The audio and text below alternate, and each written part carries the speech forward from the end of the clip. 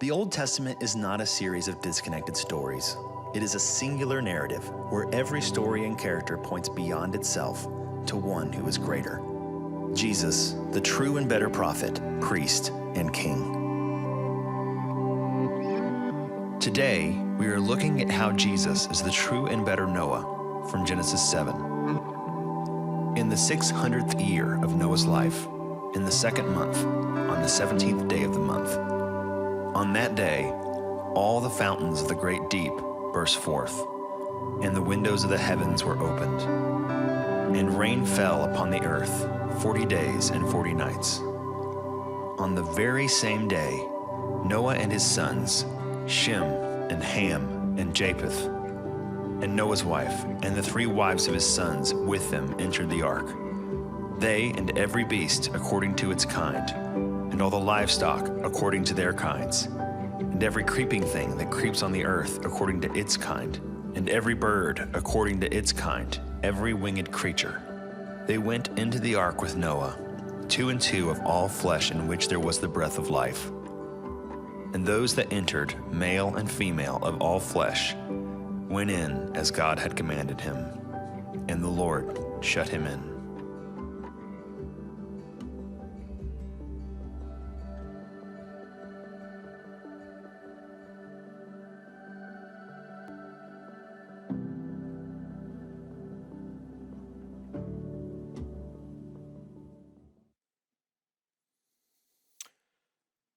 Good morning. How are we? Okay, great. How we doing? Great to be with you this morning. We are continuing our series, week 2 in True and Better. And this week I am talking about one of the most, stories. If you grew up in church, then you know it. And it's one of the most vivid stories in the Bible. It's the story of Noah and the ark. Noah and the ark. And there's so much here. And so as I was working on the message, just like most sermons, but this one particularly the Old Testament, there's just layer upon layer you get to, and I want to add that in, and I want to add this in, but I can't do it. And so we're just going to get a couple of layers this morning on the amazing depth that is Noah and the ark, and try and move past the simplicity of things went bad, God got mad, and there was a flood. And try and actually dive more deeply into the amazing complexity of this story. And to do that, I want to begin with the most important verse in the passage, which is from Genesis 8:1. It says this, "But God remembered Noah and all the beasts and all the livestock that were with him in the ark, and God made a wind blow over the earth, and the waters subsided." That is the verse there that is the hinge, the hub of the entire narrative. And just so we're clear, you know, some of you may know this, you see the word remembered a lot in the Bible. This is not the idea that God forgets and then he gets reminded by the ghost that don't forget about Noah. Don't forget about him. It is really more the idea of God moving according to his covenant faithfulness and his promises. So it's more of, I remember in light of what I've said I'm going to do, and I'm making a move of action towards Noah. And so it's such a hopeful gospel word even, the word remember. This comes Genesis 8:1 after the flood. As it's actually just things are kind of getting dicey. And then the amazing kind of but God of Genesis 8, God remembered Noah and all the beasts and all the livestock. And at the heart of the message this morning is this idea that God remembers. God remembers his promises. God remembers his word. God doesn't forget. Impossible for him to forget. God cannot do anything but what he has sworn that he will do. And this amazing passage is the most gospel-rich passage up to this point in the scriptures. And so we're going to dive into it. But before we get to God remembered Noah, we're going to back up where things are going somewhat sideways. And by that, I mean terribly for the people. I've said this before when we preached the Old Testament, and it's a phrase that my wife and I used when we were raising twins in Wisconsin in the cold. And I remember I think I was taking a riff off some of the, the positivity of a lot of different, ads and stuff. People trying to just encourage you when you're in the throngs of kind of child rearing and all that. And at one point, I just said to Emily, I said, "Hey, here's the deal. It's always darkest before it gets a little bit darker." And that is a little bit of how we felt up there. And when you read through the pages of the Old Testament, it's pretty true. You turn the page and there's maybe a paragraph or a sentence and you're just like, man, look at this. There's light. There's always light. And then it's like, and it got worse. And they messed up even worse this time. And it doesn't take long in the story of God's creation for God to basically recreate the whole world again. Doesn't take long. And we pick it up in Genesis 6, verses 5 through 7. The Lord saw the wickedness of man was great in the earth, and that every intention of the thoughts of his heart was only evil continually. And the Lord regretted that he had made man on the earth, and it grieved him to his heart.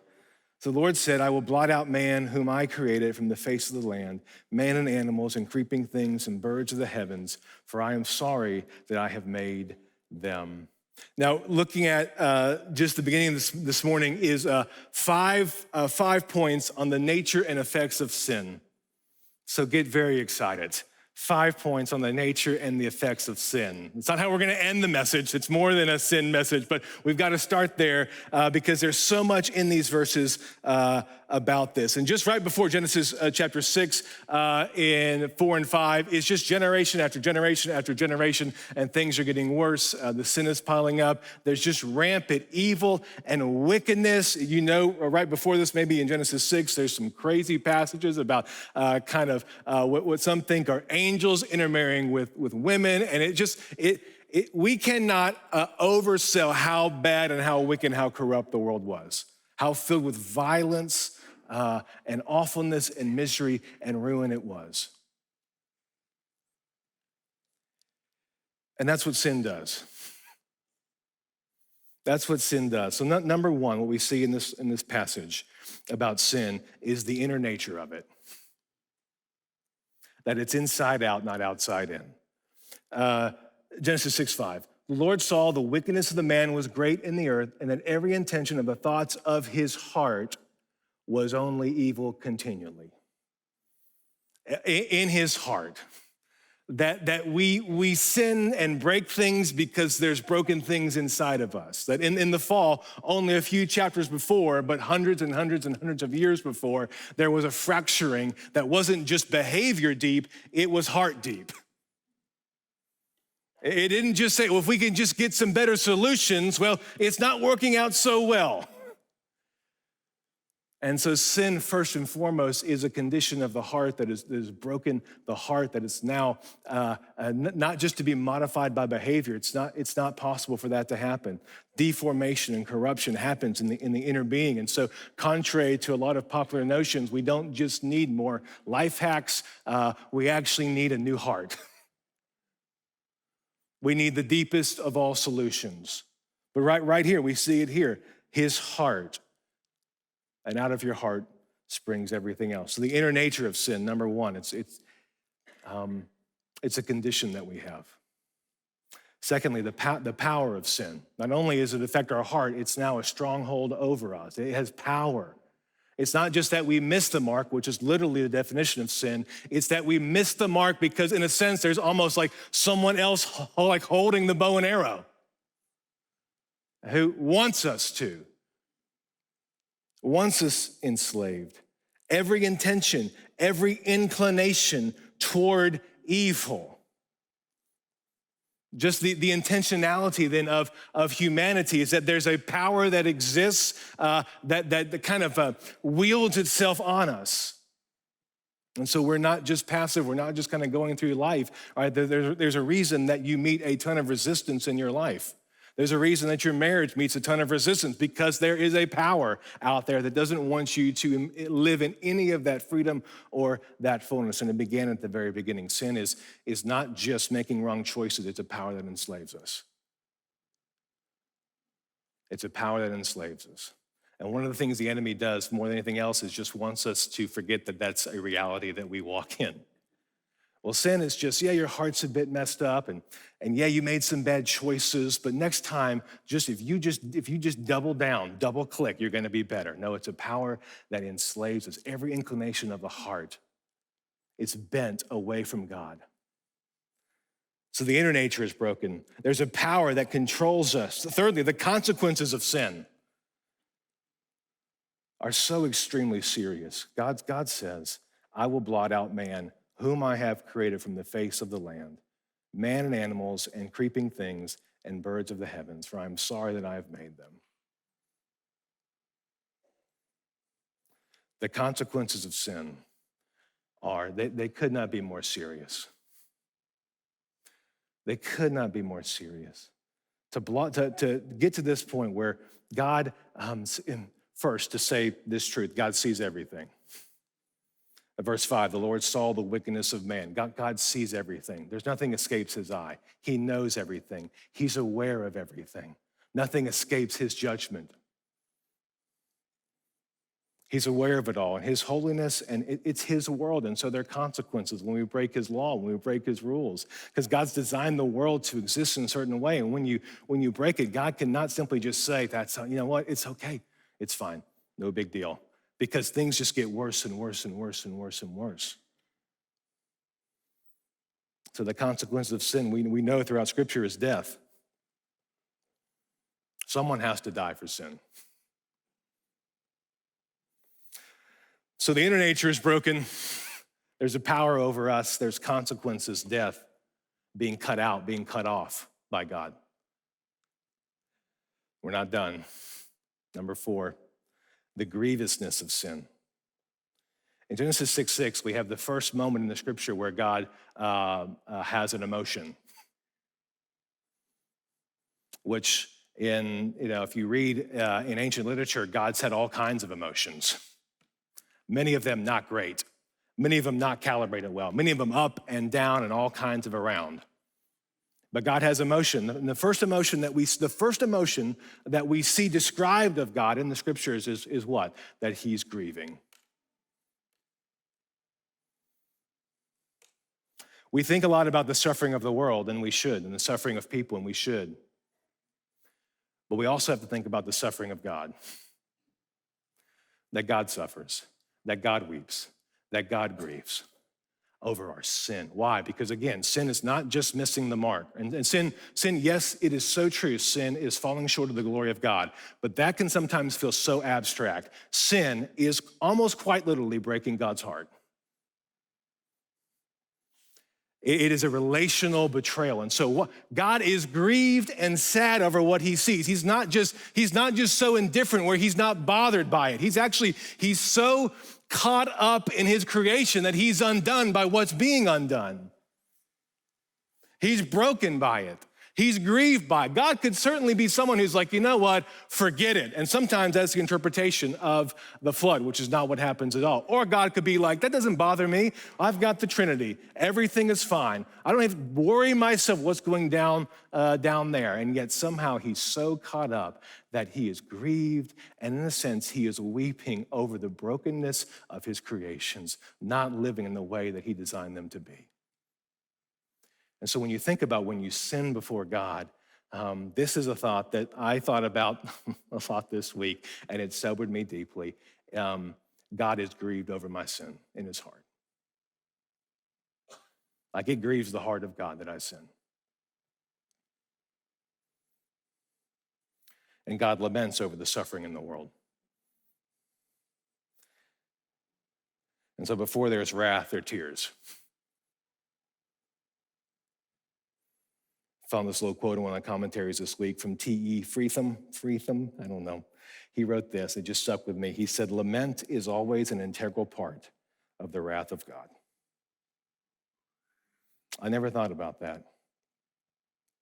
So God is grieved over our sin. Last but not least, the universality of sin. It affects everyone. It's not just a certain group of people. No one is singled out here. It is the thought of every single person, all man, all humanity, men and women alike, that everyone has fallen short of the glory of God. Everyone has grieved God's heart, that everyone is infected by sin. And so everyone needs a solution to what has gone wrong. Sin permeates everyone and everything. So the inner nature of sin, the power of sin, the consequences of sin, the grievousness of sin, the universality of sin.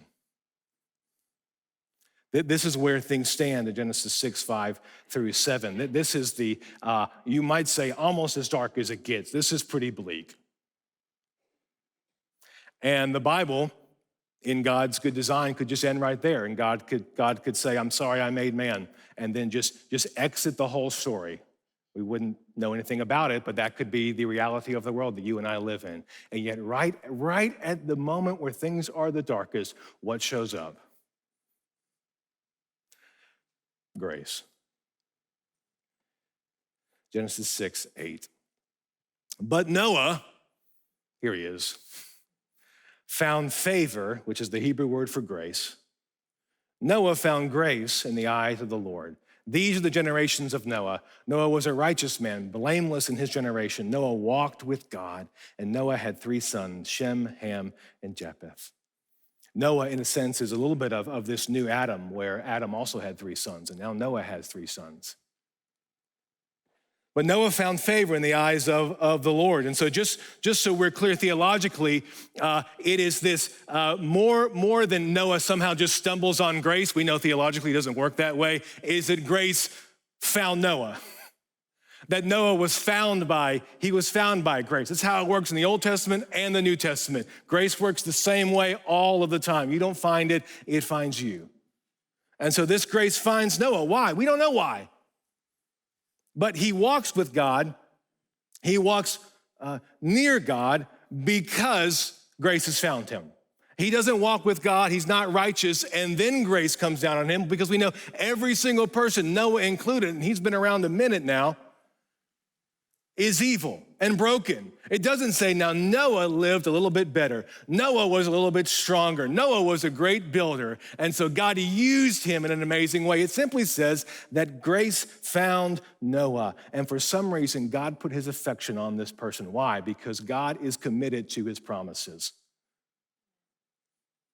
And that there's a seed of Adam who is coming through to bring redemption and restoration. At this point in the narrative, maybe it's Noah, maybe it's not. We don't know. We just know that verse 8 exists. And the story goes on, as it does for all of us, right? Noah found favor in the eyes of the Lord. So Noah, because God tells him to, builds an ark because God says it's going to rain and God is going to flood the earth. When some scholars think up to this point, there had never been any rain on the earth. And so Noah builds an ark, and Hebrews 11 unpacks Noah's faith this way. By faith, Noah, being warned by God concerning events as yet unseen, in reverent fear, constructed an ark for the saving of his household. By this, he condemned the world and became an heir of righteousness that comes through faith. This is the faith that comes after the grace that meets Noah. Somehow this grace has just changed him and shaped him in such a way that now whatever God says, he does. And if you read in the narrative, you see multiple times where it simply says, Noah did what God said. Noah did all that God said. That's all that it says. Noah just did it.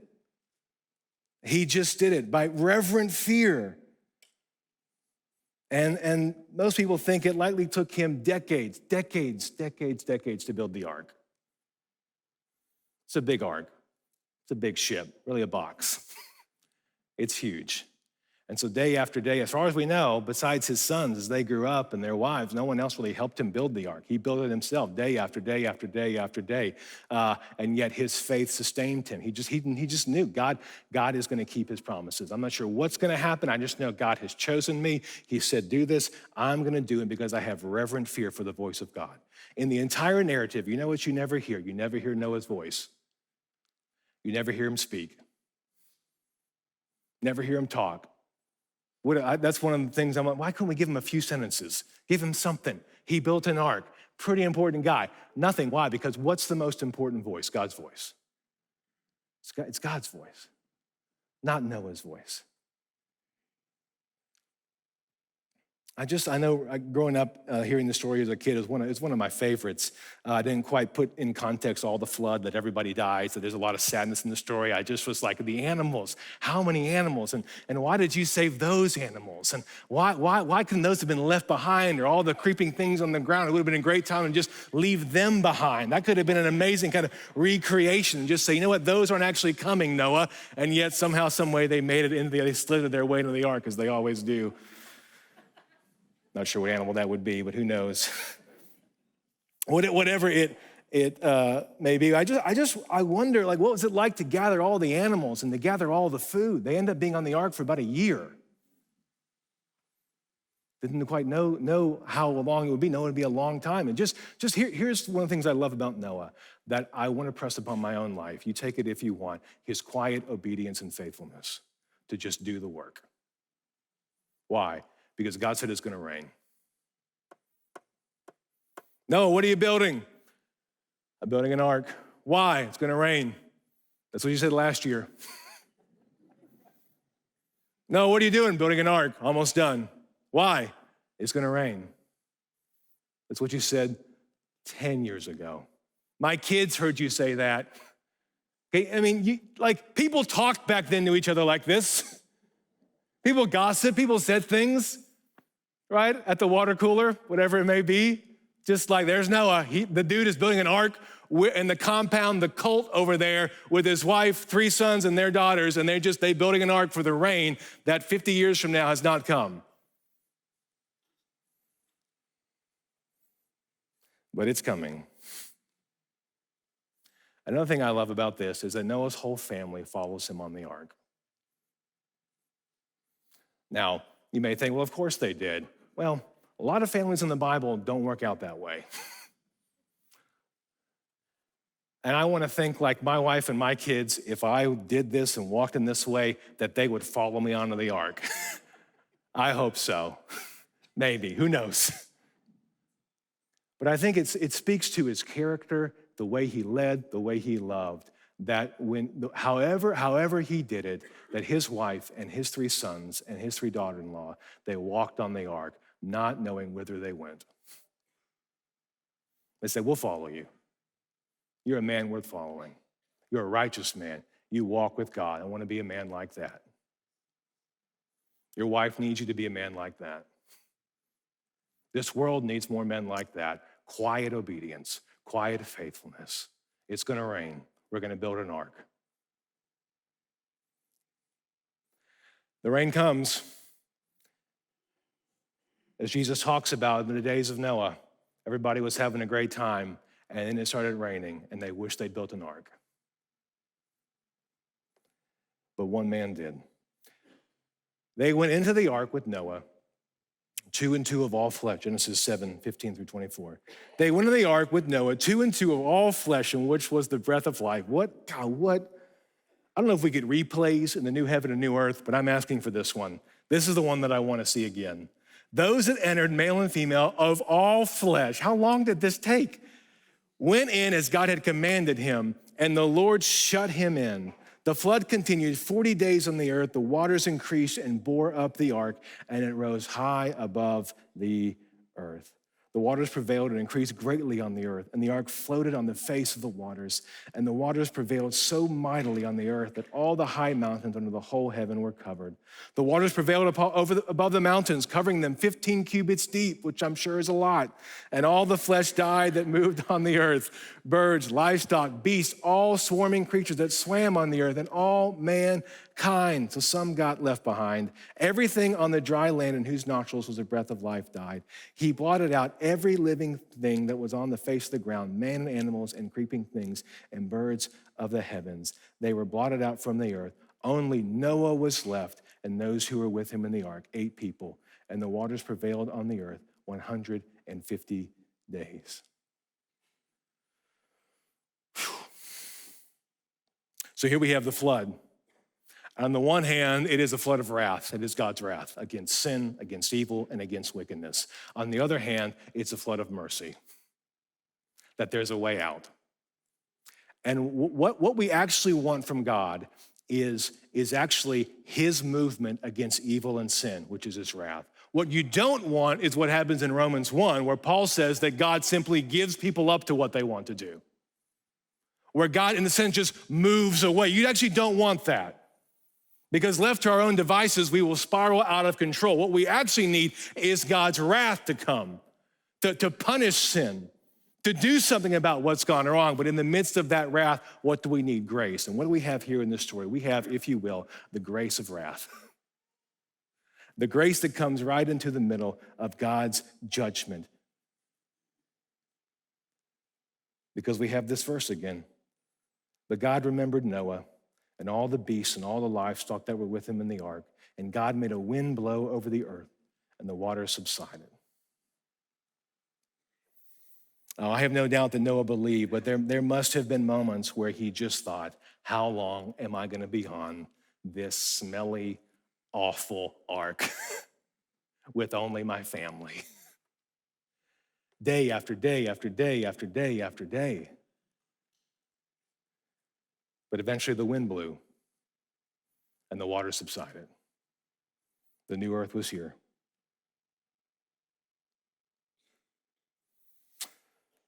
As I said before, and this is true, I just want to say it again. The story of Noah is a story of God's grace and God's mercy. That's what it's about. That's what it's about. And there's far more grace here than we can imagine. And so as we unpack sin at the beginning, what I want to do in the conclusion is unpack the nature of grace that we see in this story. In this story, the ways in which we see the manifestation of God's grace in Noah in 3 chapters. Number one is this: the grace we see in the story of Noah is that grace is outrageously surprising. It is so surprising.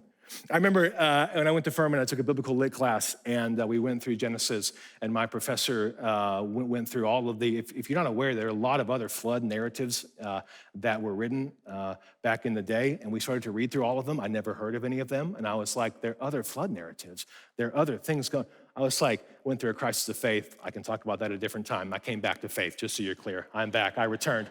I reconstructed. I am here.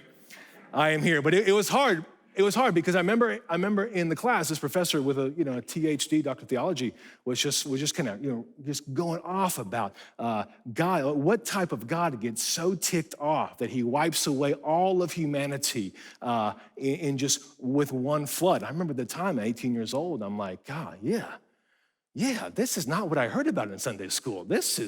God is hanging, like, what is going on? I remember just being like, what is going on here? All the people, just Noah, why was Noah so great? You just go through all this stuff, and I went through this whole thing, and here's a better question to ask about the story. It's not why did God destroy everybody? A better question is this: why does God save anybody?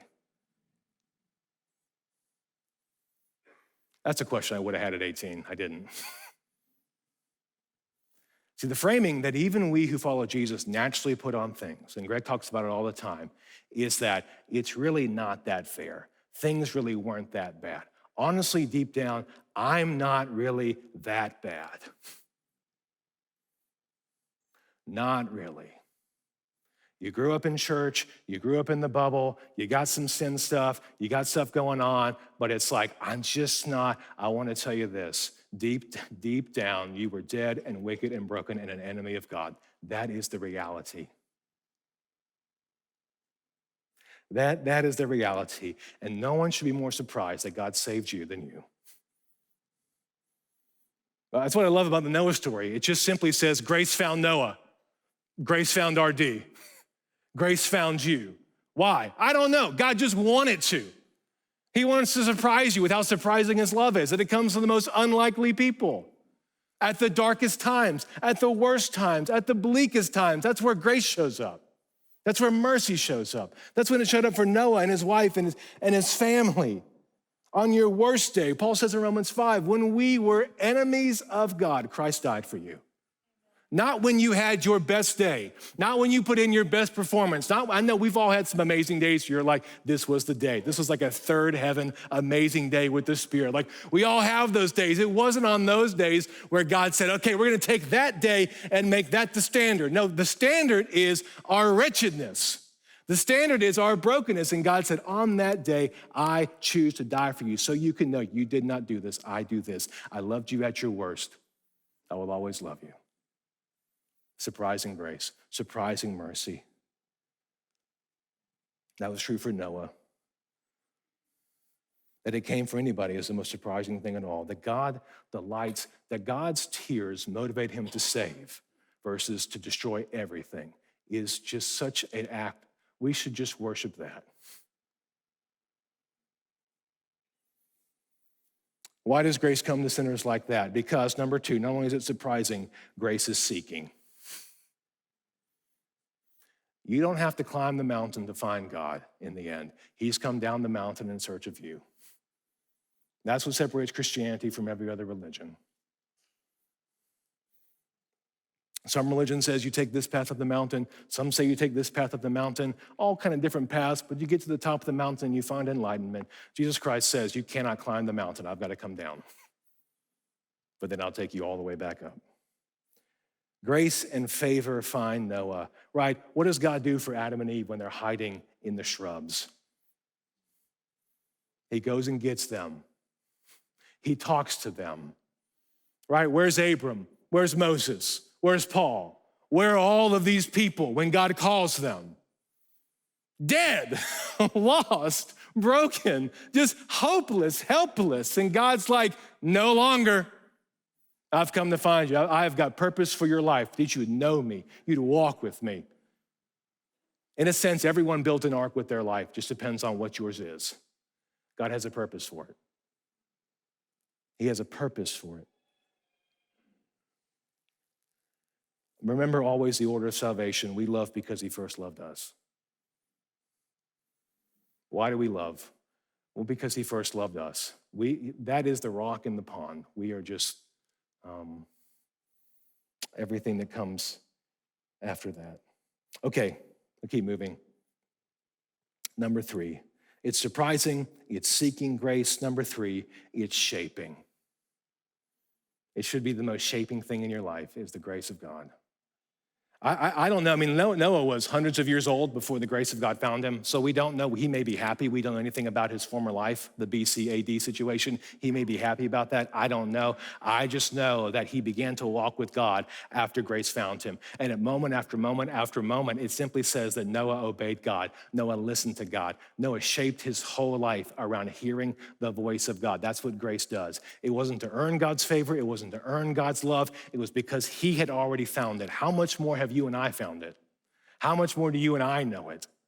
And so the great Titus 2 talks about this. The grace of God appeared, training us and teaching us to do all of these things. So we never move on from grace. We simply move deeper into it, deeper into the waters of it, right? Keller talks about the gospel is not just the ABCs of the Christian life. It's the A through Z of the Christian life. It's the only pool that we swim in. You don't graduate to some other level of things like, oh yeah, I remember grace, I remember the gospel. The most shaping thing in all of our lives must be the gospel. It must be grace, not just to know it theologically, to be able to ace it on some exam. A lot of Pharisees could ace a lot of the gospel. They don't know it in their heart. They're not shaped by it. It's not the culture of their heart. Amazing to have great doctrine. That's start number one. You've got to have good doctrine, but it has to lead to the culture of your heart, the culture of your family, the culture of your home, the culture of a church, this church. This is what God is after. The grace would shape us, that he's the potter and we are the clay, and we can trust his hands. So I just want to encourage us again and again and again and again, just to go back to our first love, to remember, I remember, Lord. Like, I want to go back and sit there. How many of you, this is for free. How many of you, when you come to the gathering of the body and you hear a song or you hear a word, or you see somebody else and you have a moment where you just remember things you forgot? How many of you? And in a sense, you didn't really forget them totally because they're always in your mind, but what does God do? He calls them to mind again and again and again. He says, do not forget. How good he reminds us of who he is because he loves us. Shaping. Number 3, securing. Surprising, seeking, shaping, securing. One of my favorite little verses there where the writer of Genesis says that God shut them in the ark. I imagine God with a metaphorical hammer just like, and at that point they're like, we cannot get out. We are stuck. I hope the person that nailed this shut knows what he's doing. And you may think about that with your life. Whatever the flood, whatever the storm is in your life that God shut you in on.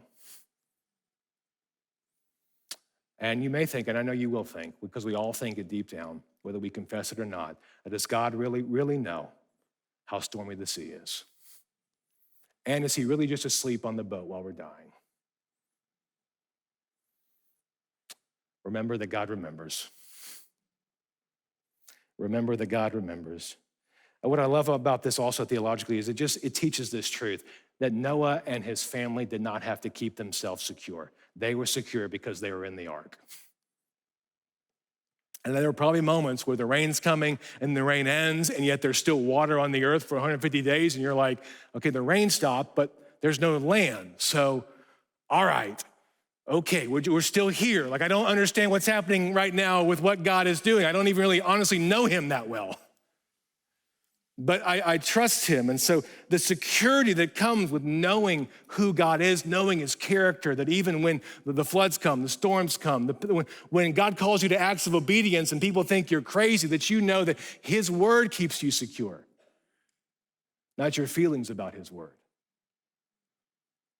Spurgeon says this, within that ark, there was the timid hare, but its timidity did not destroy it. There was the weak duckling, but despite its weakness, in the ark it was all safe.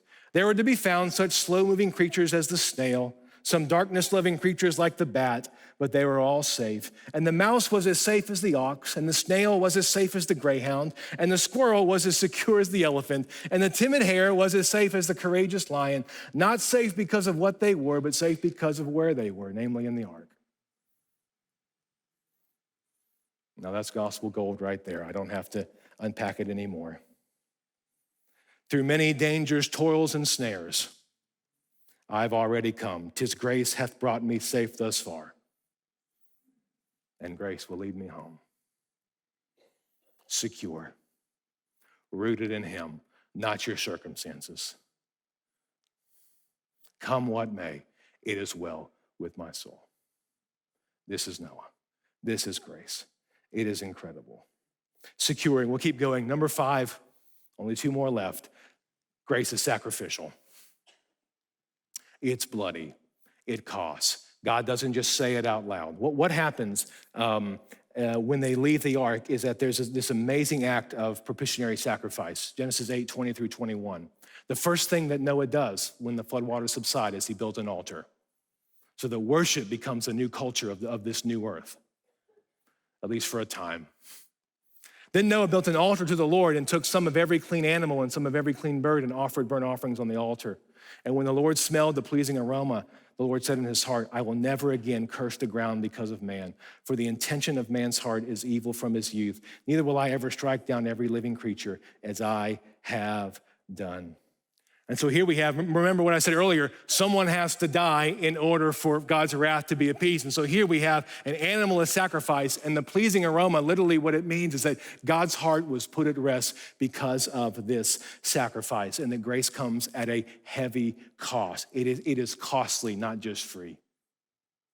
And this is a precursor of the atonement that is going to come. Because though God says, okay, everything's okay now, I'm never gonna flood the earth again. If you're reading the Bible, you're like, well, was that sacrifice really what changed everything? Because things kind of got bad again. It's like the other day, actually 2 days ago, got my car cleaned at Synergy Car Wash, was amazing, feel great. Then I picked our girls up from school, and Leela, our 4.5-year-old absolute destroyer, she thought, let me get my Ritz crackers out, let me crumble them up, because you're driving and can't do anything about it. And she knows, I look back at her and she's just staring at me and she goes, And I thought, the daughter you gave me, Lord. The daughter you, and then and I was like, okay, well, this is how it ends, I guess, for her and for me, right here on Kingston Pike. Right, well, you get your car clean, you have kids, your car is only clean temporarily. This is what happens in the Old Testament. It's all only temporary.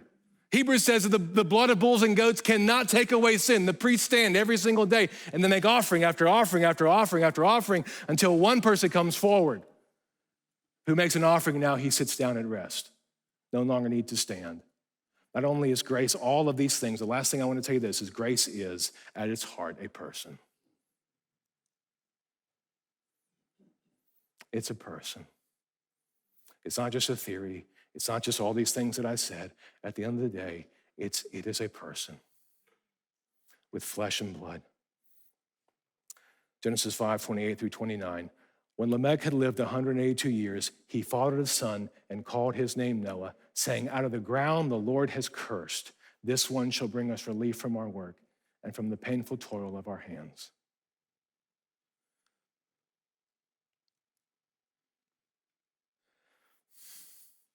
I mean, fast forward that to Golgotha. Out of the ground, the cross, the Lord is cursed. This one shall bring us relief from our work and from the painful toil of our hands. Noah's name means rest. And Jesus Christ is the true and better Noah who hears the voice of God, listens to the voice of a father, and does everything that God says. And he's not just building an ark for 8 people and some animals. He is building a whole new family of people from every tribe and tongue and nation of people that will worship him and that will know him. And he is taking us to a new earth.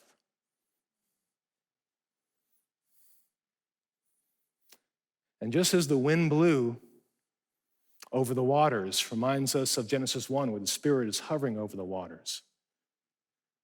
And just as the wind blew over the waters, one day the wind will blow again. And we'll step on dry land, except we'll know it is home.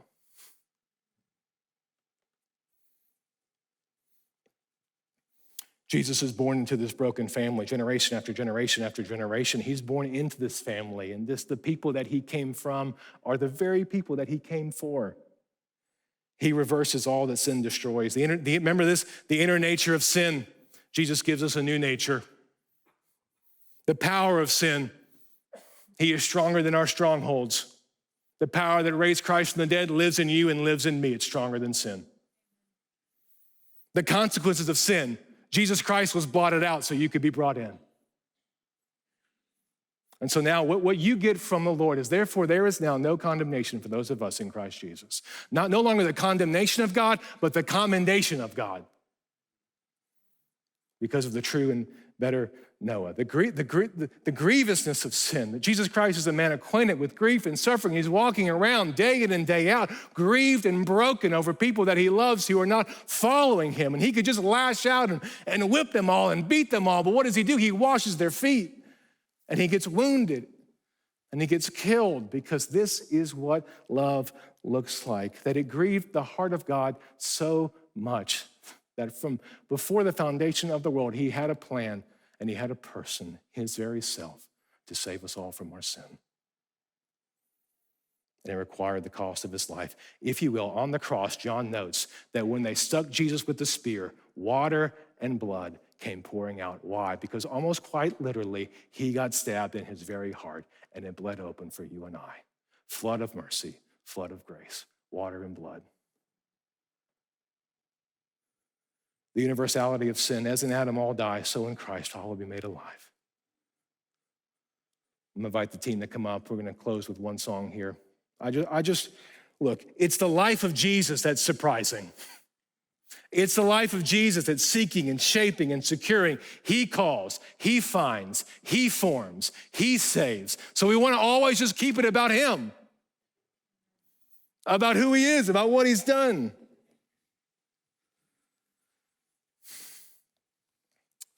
I did a wedding yesterday. If you knew the weather yesterday, it was a bit rainy, wasn't it? And on my drive home, you know what I saw? I saw a rainbow. I haven't seen a rainbow in a long time, or I'll be honest, I haven't noticed a rainbow in a long time.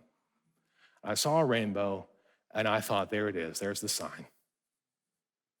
In the Hebrew, the word is actually not rainbow, it's bow, as in bow and arrow. And what God says when he puts the rainbow on display is that I have, in a sense, I've hung up my bow that was aimed at earth. I have hung it up. And now in the sky, all you have is peace, because Jesus Christ, the true and better Noah, was the ultimately sweet aroma to God, and his sacrifice cleanses us from all of our sin. And so now, when you see the rainbow, you know God's heart, because of Noah, because of Christ ultimately, is at rest. And so now it's a sign of grace and mercy and not judgment. God will never flood the earth again. He will never flood the earth again. So take heart, church. God always remembers. And the final word is grace, grace, grace, until we're home. Father, we thank you for your word. We thank you for your goodness. We thank you for your love. We thank you for how rich the gospel is in Noah's life, in this story that in some ways looks so bleak, and yet it is pregnant, full with grace and mercy. We love you, Lord. Thank you for bringing us through the storms and the flood and the fire by your Son. In his name and for his glory we pray. And all God's people said, amen.